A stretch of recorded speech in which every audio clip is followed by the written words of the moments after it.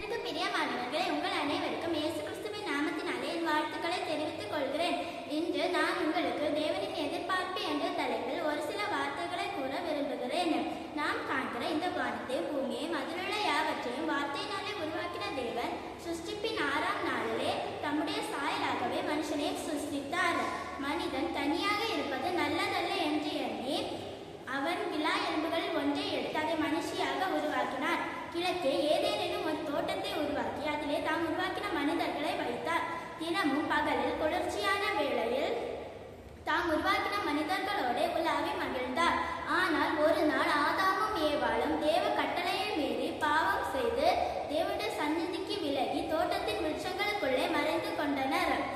தாம் உருவாக்கின மனிதன் தன்னோடு உலாவி அகமகிழ்வான் என்று தேவனுடைய எதிர்பார்ப்பு அன்று நிறைவேறவில்லை. தம்முடைய சாயலாகவே உருவாக்கின மனிதனை கைவிட அவருக்கு மனமில்லை.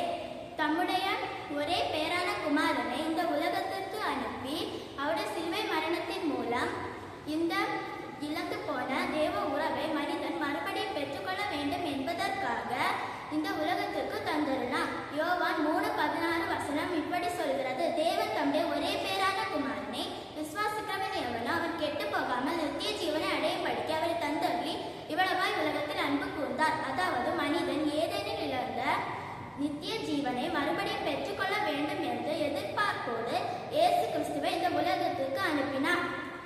தேவனுடைய எதிர்பார்ப்பின் சத்தம் இயேசு கிறிஸ்துவின் மூலமாய் இன்றைக்கும் மானிட குலத்துக்கு நேராக தொனித்துக் கொண்டிருக்கிறது. வெளிப்படுத்தின விசேஷம் 3:20-21 வாசிக்கிறோம்: இதோ வாசற்படியில் நின்று தட்டுகிறேன். ஒருவன் என் சத்தத்தை கேட்டு கதவை திறந்தால் நான் அவனிடத்தில் பிரவேசித்து அவனோட போஜனம் பண்ணுவேன், அவனும் என்னோட போஜனம் பண்ணுவான். நான் ஜெயம் கொண்டு என் தேவனுடைய சிங்காசனத்தில் அவரோட கூட உட்கார்ந்திருக்கிறது போல ஜெயம் கொள்கிறவன் எவன் அவன் என்னுடைய சிங்காசனத்தில் என்னோட கூட உட்காரும்படி அருள் செய்வேன். இந்த தேவ சத்தத்தை கேட்டு கீழ்ப்படிக்கிறவன் எவனோ அவன் தேவனுடைய எதிர்பார்ப்பை நிறைவு செய்கிறான், தேவனுடைய பிள்ளையாக மாறுகிறான், தேவனுடைய சிங்காசனத்தில் அவர்களுடைய உட்காரும் பாக்கியத்தை பெற்றுக் கொள்கிறான். தேவன் தாமே இந்த வார்த்தைகளால் நம்மை ஆசீர்வதிப்பாராக. ஆமென்.